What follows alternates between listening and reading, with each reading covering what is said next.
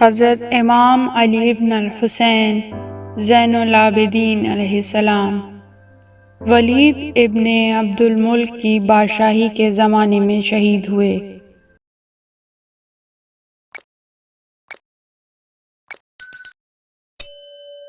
جس کے بارے میں عمر ابن عبدالعزیز جو خود بنی امیہ سے تھا، جب وہ بادشاہ بنا تو اس نے کہا ولید ایک ظالم و جابر شخص تھا جس نے خدا کی زمین کو ظلم و جور سے بھر دیا تھا۔ اس شخص کے دور میں شیعان آل محمد، خاندان رسالت اور بالخصوص امام سجاد علیہ السلام کے ساتھ مروانیوں اور امویوں کا رویہ بہت ظالمانہ اور سفاکانہ تھا۔ گو کہ مدینے کا والی ہشام ابن اسماعیل مروان کے زمانے سے ہی مدینہ منورہ پر مسلط تھا، لیکن ولید کے دور میں اس کا رویہ انتہائی ظالمانہ تھا اور اس نے امام سجاد علیہ السلام کے ساتھ شدت آمیز برتاؤ روا رکھا۔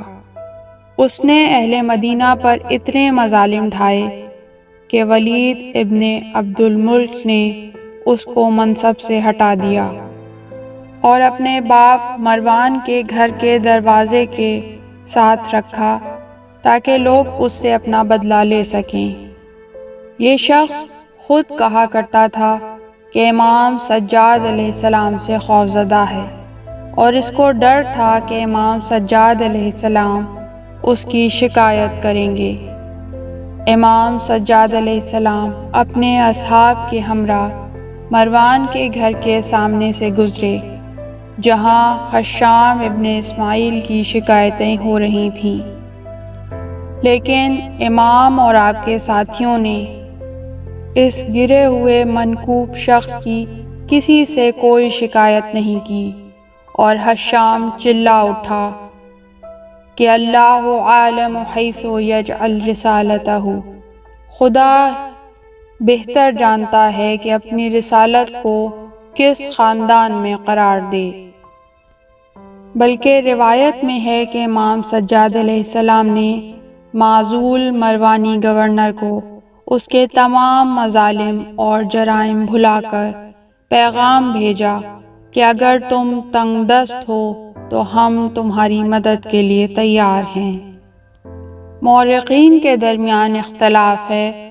بعض کا کہنا ہے کہ امام سجاد علیہ السلام ولید ابن عبد الملک کے ہاتھوں مسموم ہوئے، یعنی اس نے انہیں زہر دیا، اور بعض دوسرے کہتے ہیں کہ آپ کو ولید کے بھائی ہشام ابن عبد الملک نے زہر دیا۔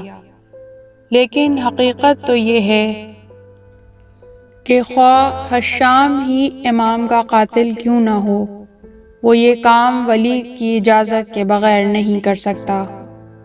چنانچہ ولید ابن عبد الملک ابن مروان ابن العاص ہی امام سجاد علیہ السلام کا قاتل ہے۔ امام سجاد علیہ السلام کی شہادت کے موقع پر مدینہ منورہ کے عوام کے سوگ کا یہ عالم تھا کہ اس کے باوجود کہ امام سجاد علیہ السلام کو شدید دور کا سامنا تھا، لیکن آپ نے 35 سالہ انسانی اور الہی سیرت و روش کے ذریعے لوگوں کو اپنا مجذوب بنا رکھا تھا اور امامت کی خوبصورت تصویر ان کی نظروں کے سامنے رکھی تھی۔ چنانچہ آپ کی شہادت کی خبر جنگل کی آگ کی مانند پورے شہر مدینہ میں پھیل گئی اور لوگ جنازے میں شرکت کے لیے جمع ہو گئے۔ سعید ابن مسیب روایت کرتے ہیں کہ جب امام سجاد علیہ السلام شہید ہو گئے تو مدینے کے تمام باشندے، نیک انسانوں سے لے کر بد کردار انسانوں تک، سب آپ کے جنازے میں شریک ہوئے۔ سب آپ کی تعریف و تمجید کر رہے تھے اور اشکوں کے سیلاب رواں تھے۔ امام کے جنازے میں سب نے شرکت کی، حتیٰ کہ مسجد نبوی میں ایک شخص بھی نہیں رہا تھا کہ جو اس جنازے میں شریک نہ ہوا ہو۔ امام سجاد علیہ السلام کا ایک اونٹ تھا جو 22 مرتبہ آپ کے ہمراہ سفر حج پر گیا تھا، اور حتیٰ کہ امام نے ایک بار بھی اس کو تازیانہ نہیں مارا تھا۔ امام نے اپنی شہادت کی شب سفارش کی کہ اونٹ کا خیال رکھا جائے۔ جب امام سجاد علیہ السلام نے شہادت پائی تو اونٹ اٹھ کر سیدھا امام کی قبر مطہر پر پہنچا اور قبر پر گر گیا، جبکہ اپنی گردن زمین پر مار رہا تھا اور اس کی آنکھوں سے اشک رواں تھے۔ امام محمد باقر علیہ السلام اطلاع پا کر اپنے والد کی قبر پر پہنچے اور اونٹ سے کہا، پرسکون ہو جاؤ، اٹھو، خدا تجھ کو مبارک قرار دے۔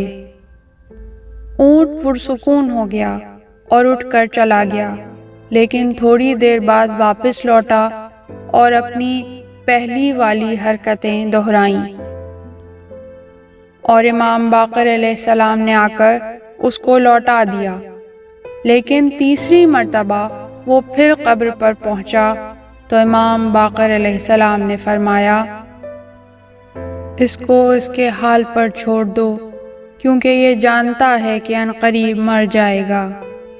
روایت میں ہے کہ امام سجاد علیہ السلام کی شہادت کے 3 دن مکمل نہیں ہوئے تھے کہ یہ اونٹ بھی اپنے کریم مالک کے فراق میں دنیا سے رخصت ہو گیا۔ امام سجاد علیہ السلام کی عمر مبارک شہادت کے وقت 57 برس تھی۔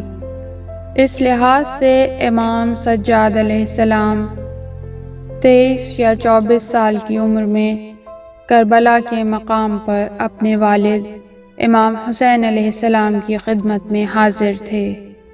پھر اسیری کی سختیاں اٹھائیں، بازاروں اور درباروں میں پھرائے گئے، اور جب واپس مدینے آئے تو تمام عمر بنی امیہ کے ظالم و جابر حکمرانوں کے ظلم کا نشانہ بنے رہے، یہاں تک کہ 95 ہجری میں زہر کے ذریعے جام شہادت نوش کر گئے، جو ولید ابن عبد الملک ملعون کے حکم پر انہیں کھلایا گیا تھا۔ الا لعنت اللہ علی القوم الظالمین۔ پروردگار رحمتیں نازل فرما محمد اور ان کی پاک آل پر۔ اللہم صلی علی محمد وآل محمد۔ ہزاروں کروڑوں درود و سلام۔ اس طرح کی مزید تحقیقی، علمی اور تاریخی ویڈیوز دیکھنے کے لیے چینل کو سبسکرائب کیجیے اور بیل آئیکن پہ کلک کیجیے۔ ویڈیو کو لائک کریں اور کامنٹس کے ذریعے بتائیے کہ آپ کو ویڈیو کیسی لگی۔ اگلی ویڈیو تک کے لیے خدا نگہدار۔